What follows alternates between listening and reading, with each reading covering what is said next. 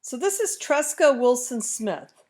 She's a councilwoman for Petersburg, Virginia, and she recently came out with a fairly lengthy Facebook post in response to the city's reaction to reports of a racist graffiti that was sprayed at a home construction site in Blandford, which is a neighborhood that she's a councilwoman for. And it's kind of long for a Facebook post, but I'm just going to read through it for you because she makes some really good points. It has come to my attention that you, the citizens, want to hear from your council member in reference to the graffiti left on the fence of a home in Blandford. Since this is Ward 1, and since I am the current council member for that area, I will share with you my thoughts and concerns. First of all, it is very sad that this would happen. I have no idea who would do this, and I certainly don't know why. The case is being investigated, as stated by both the police and I believe the governor. In my opinion, this stands to reason. Of course, it's being investigated, as it should be, so such statements do not address the issue as I see it.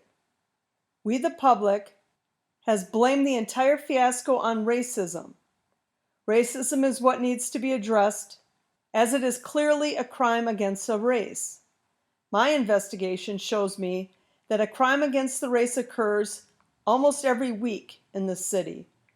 Perhaps not in the manner it is within the graffiti, but within the race. Research it for yourself. Our senior citizens are living longer than our youth because the youth are killing one another, and it's crimes on African Americans by African Americans. That is what makes me cry. One child in jail and one child dead. 2 children say goodbye to life as we know it, and it appears to all be okay. If you can recall, there was a young 15-year-old killed in Mistletoe Street, shot dead. Shortly before that, there was a body found dead on Shore Street, and before that, the young lady was shot in the apartment complex. All of the deceased individuals were African Americans, and yet we don't see the hatred in any of that.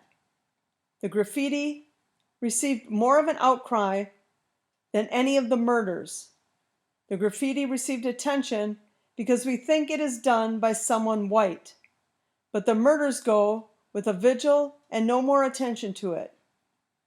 How is it that we can cry racism when we suspect crime by a white person on property belonging in a black neighborhood, but say nothing, complain not at all when blacks keep killing blacks?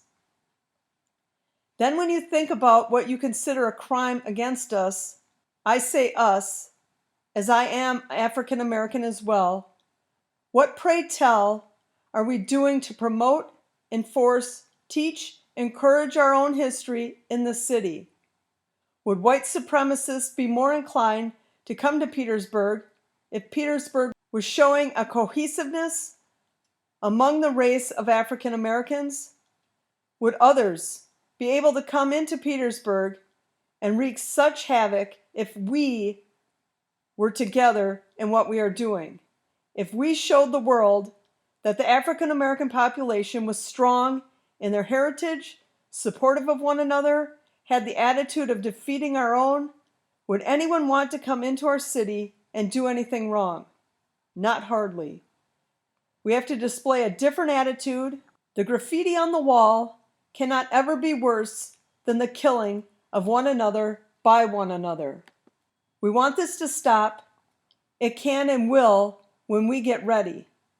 We want to send a message to others. Then start within. We want to have an investigation. Then investigate ourselves. Investigate why we continue to kill one another. Investigate why we don't talk about our history in this city. Investigate why we won't rename some streets after African Americans who have done great things in this city.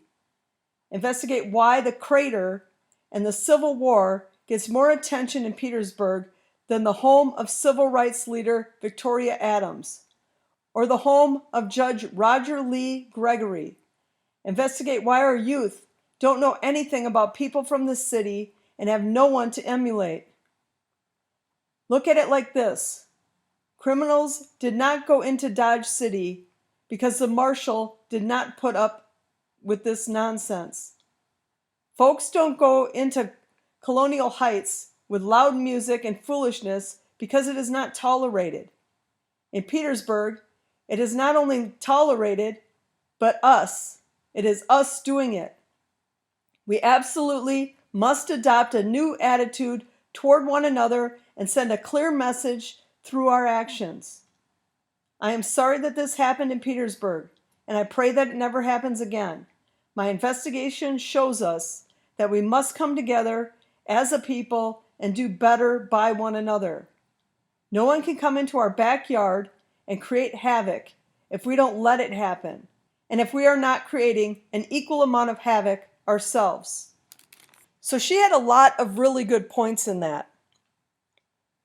And the main thing that stands out to me is the main thing that you hear in the mainstream media.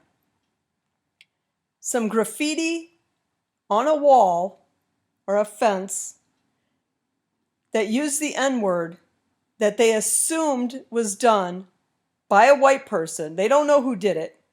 They're just assuming it was done by a white person. The city explodes with everybody needing to know what's happening and what's going to be done about this. But nobody says anything about the black people that are getting murdered because they know other black people are committing those crimes. Her points are so on point. And I really hope that she's somebody in this city and in this state of Virginia whose voice has some weight, whose voice may be a voice of someone that can make a difference. Because everything she says is spot on. They get upset about something anytime a white person does it. But if a black person does the exact same thing, no one cares. No one cares. I hope this message that she posted on Facebook is seen by a lot of people. And I hope it helps make a difference, not only in that city, but in other cities across the country. I don't put a lot of faith in the fact that it will, but I hope it will. Because if it does, it could make huge changes to our country. Anyway, I just wanted to share that with y'all, and hopefully you get something out of it. We need more council people like her at the city level, as well as at the state level, who can look at a situation and see it for what it is, and not spin it into some narrative. Thanks for watching, and I'll catch you on the next one. Support this channel and pick yourself up some original crime-related apparel. Look for the link in the description.